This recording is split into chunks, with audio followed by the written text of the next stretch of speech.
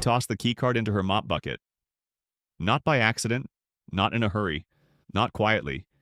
He looked her dead in the eye and dropped it like it was nothing. You know you're nobody here, right? 40 feet of glass and marble echoed back nothing. The morning lobby was full, and suits everywhere, heads turning slowly, phones held low. No one said a thing. They never did. She didn't flinch. She didn't speak. She just reached into the sloshing water, steady, bare fingers, and pulled out the card. Black metal, thick as a weapon. On the back, embossed into the surface, was the logo of a company whose name paid for all their salaries. The head of security blinked. An assistant on the mezzanine stopped mid-step. Someone near the espresso bar whispered, "Wait, is that—" The janitor didn't answer. She just slid the card into her pocket and picked up her mop like nothing had happened. But everything had changed. It always starts with something small. For Janet, it was a coffee cup, a grande vanilla oat milk latte. Still half full, balanced too close to the edge of the glass welcome desk in the front lobby.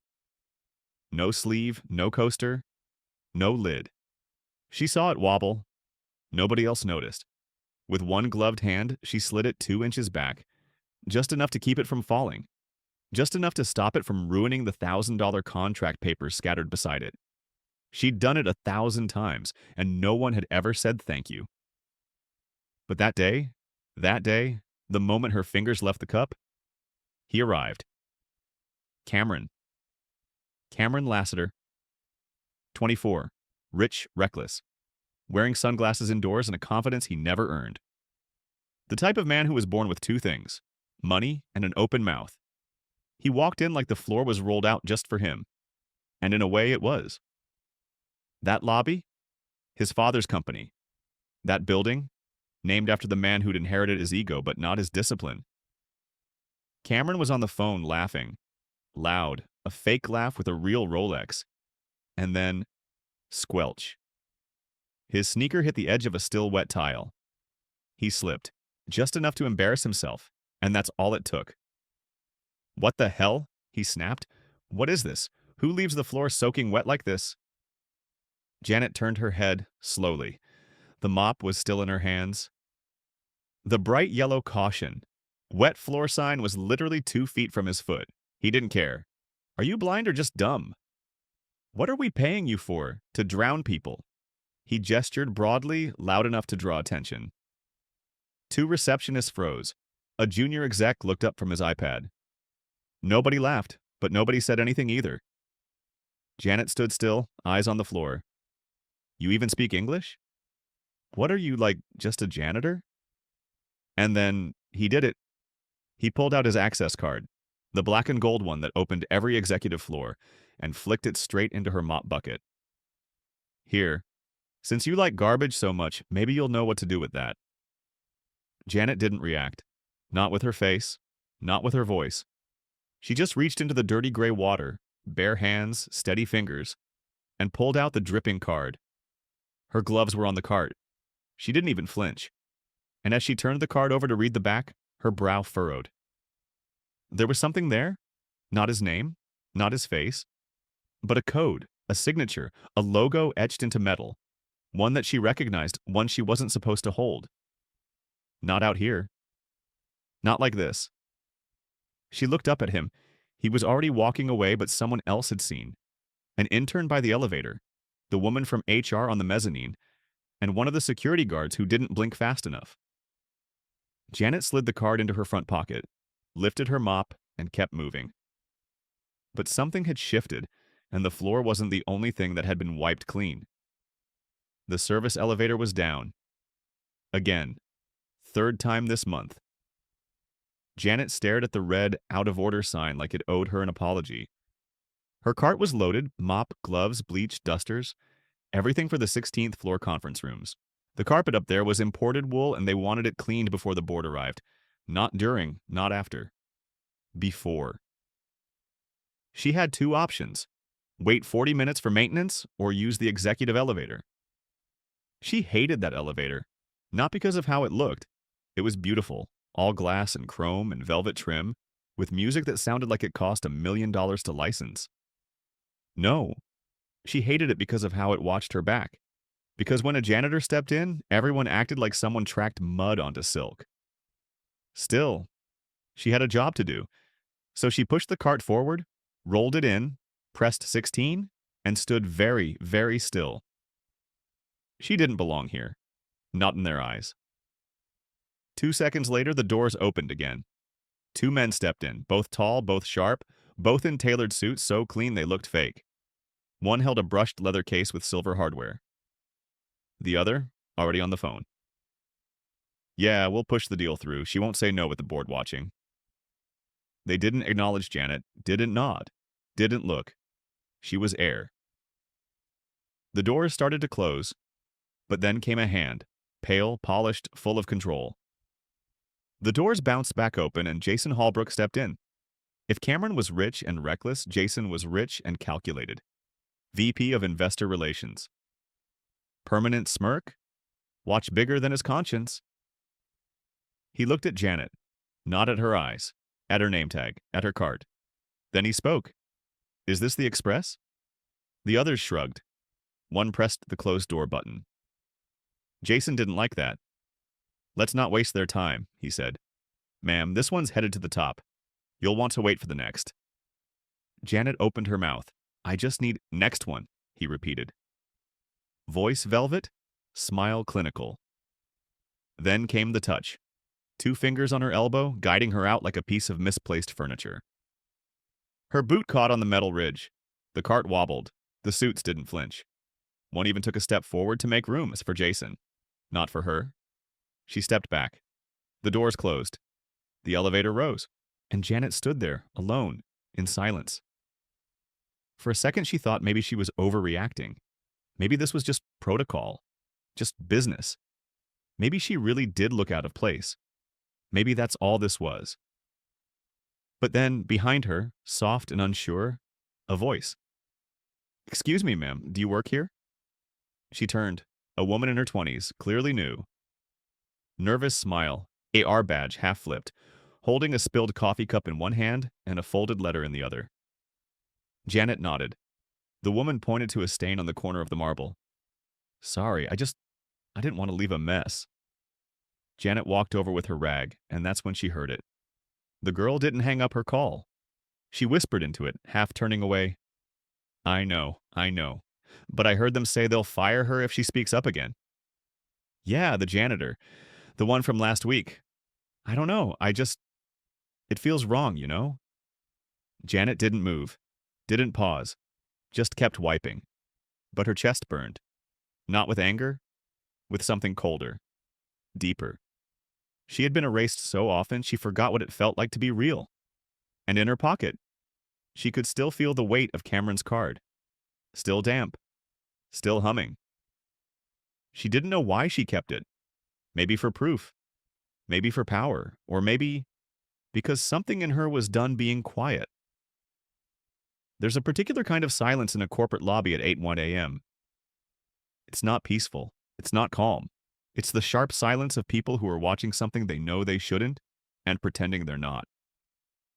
That's what it sounded like when Cameron Lassiter came back downstairs and found Janet near the revolving doors, kneeling, wiping a sticky soda spill off the marble tile. He smiled wide. Too wide. There was no phone call this time. No rush, just arrogance and the hunger to reclaim attention. He walked toward her. Slowly. Hey, you missed a spot. She kept wiping. You hear me? Janet paused. Looked up. Not defiant, not scared, just tired. I said you missed a spot, Cameron repeated, now standing directly over her. Right here. And I stepped in it. So, he pointed at his $2,600 sneakers, pristine white except for one dark smudge near the sole. Go ahead, he said. Wipe it off. Janet stared at the shoe. Her fingers gripped the cloth tighter. Someone from accounting peeked out from the hallway. A delivery man froze mid-stride, holding coffee for the legal team. 2 interns stopped walking, holding breath. I'm serious, Cameron chuckled. You clean floors, right? Clean this. And then he reached into his back pocket, pulled out a crisp $5 bill, and let it fall like confetti. The bill fluttered in the air for a second and landed beside her bucket. A second passed, then two. Then Janet stood up. Slow, controlled. She left the cloth on the floor, let it go like dead skin. Her hands were wet, her gloves were off, but she didn't flinch. From her pocket, she pulled something else. Not a cloth, not a phone, not her ID. She pulled out Cameron's access card and held it in front of his face. Not like a weapon, like a mirror. He blinked. What's that supposed to? She turned it. The logo gleamed. Black on black. Deeply engraved. This wasn't a guest pass. This wasn't an intern badge. This was a Level Z master key, a card only issued to 3 people in the building. Cameron had never even seen the back of his own card. And right now, it wasn't in his hand. It was in hers. He tried to speak. Words jammed behind his teeth. Janet didn't smile, didn't blink. She just stepped forward and dropped the card onto his immaculate sneaker. It hit with a soft clink and stayed there. She turned, picked up her cart, walked toward the elevators, the executive elevators, and pressed 42 point doors opened. She rolled in, alone. Cameron was still standing in the lobby, mouth slightly open, $5 bill still on the floor behind him. The elevator closed with a soft ding, but on the 42nd floor, someone had seen the whole thing. Through tinted glass, a woman in a navy pantsuit and a sharp bun turned toward her assistant. "Get me everything on her," she said. "Now!" The 42nd floor didn't smell like bleach. It smelled like eucalyptus, recycled air, and quiet power. Fewer people. Fewer windows. Fewer signs of actual work. Here things were made with money, not hands. Janet stepped off the elevator without hesitation. The executive assistant at the desk glanced up, brows twitching in confusion. She didn't recognize the uniform, didn't recognize the face. But before she could speak, Janet flashed the card. 1 second. No explanation. The assistant swallowed whatever question she had and looked down. Janet walked past, left wet footprints on carpet that cost more per square foot than her weekly wage. The double doors were already cracked open. Inside, sunlight pouring through floor-to-ceiling windows, and in the center of it all, a long obsidian conference table, gleaming like still water. Empty chairs, a polished surface, a place no one ever imagined her standing in.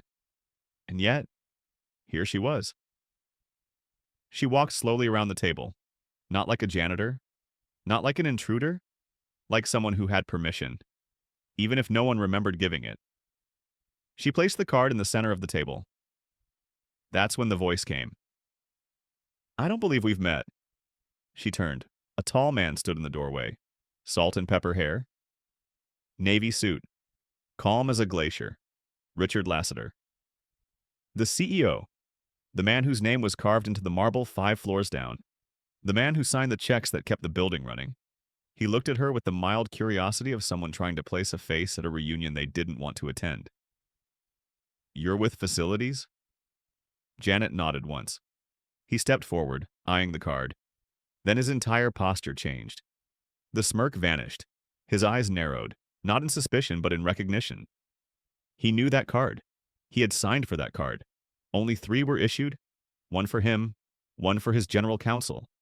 The third? That was never meant to leave the vault. "Where did you get this?" Janet didn't answer. She just looked at him dead in the eye and gestured to the security feed, playing silently on the wall behind him. The video had no sound, but it showed everything. Cameron, the mop bucket, the toss, the silence. And finally, the card in her hand. The CEO watched in stillness, not blinking, not breathing. When the clip ended, Janet finally spoke. "You raised him with power. But no one taught him respect." Silence. Then a breath. "Do you want him fired?" Lassiter asked. Janet shook her head. "I want a meeting." "About what?" She didn't answer. She simply walked around the table and sat down in the CEO's chair. Not to take it, to borrow its weight for what was coming. In the hallway, the executive assistant stood frozen, phone in hand. She wasn't sure who to call. Because for the first time in her career, someone who wasn't supposed to be there had entered the room, and no one had stopped her. The chair was heavier than it looked. Janet didn't lean back in it like she owned the room. She sat straight, hands folded, calm. Not because she was comfortable, but because she wasn't there to beg. She was there to be heard. Richard Lassiter stood across the table, still watching her. He hadn't raised his voice. He hadn't called security. That was the thing about men like him. They didn't need to shout to make the room cold. "You've been here how long?" he asked. 7 years, she replied. "As a cleaner." "As an observer?" He blinked. She didn't elaborate. She didn't need to. Janet had been on every floor of this company, quietly, every room, every department, invisible by design. And while they talked freely over her head, she had been listening and taking notes. She pulled something from her tote bag, a thin, worn notebook, spiral bound, the kind no executive would carry. She opened it. Each page was dated, precise. Incident reports, patterns, names, rooms, harassment swept under rugs, unsafe conditions covered with smiles, and above all, a system that protected titles, not people. She didn't slam the book. She didn't even slide it. She just opened it in front of him and said, "You want your company to survive, Mr. Lassiter?" He didn't answer. "Start with reading how it really runs." She paused. Then, "From the bottom." He read the first line, then the second. And then he sat down. Not in anger, in recognition. The kind that creeps in when you realize the person cleaning the dirt has seen all of it. And more. He looked up. "Why bring this here now?" "Because your son made a mistake," she said. "But not just with me. He exposed how you built this place to never look down." She pushed the notebook toward him. "Fix it, or I will." That line didn't come with a threat. It came with something far more terrifying to men like him. Documentation. Proof. Exposure. Richard Lassiter stared at her. For the first time, not like a janitor, but like someone who had sat through every meeting they skipped. Someone who could, with 3 pages and a well-placed call, unravel the image they spent decades building. "What do you want?" he asked. Janet stood up. "An audit of your HR structure. A new complaint system, anonymous, external, and a seat in the room where decisions get made. For the people who clean those rooms." He didn't laugh. He didn't argue. He just nodded. "Slowly. You'll hear from my office." Janet turned, walked to the door. Shaman paused. "Oh, and tell Cameron." She looked over her shoulder. "The next time he throws something in my bucket, he better be ready to clean up what comes out." Next morning, a new policy memo was issued company-wide. 2 things stood out. The janitorial staff would now report to an independent oversight committee. Every executive would be required to attend a quarterly meeting on internal equity and workplace conduct, led by a rotating speaker chosen anonymously by staff. First speaker? Janet. She never raised her voice. She never asked for applause.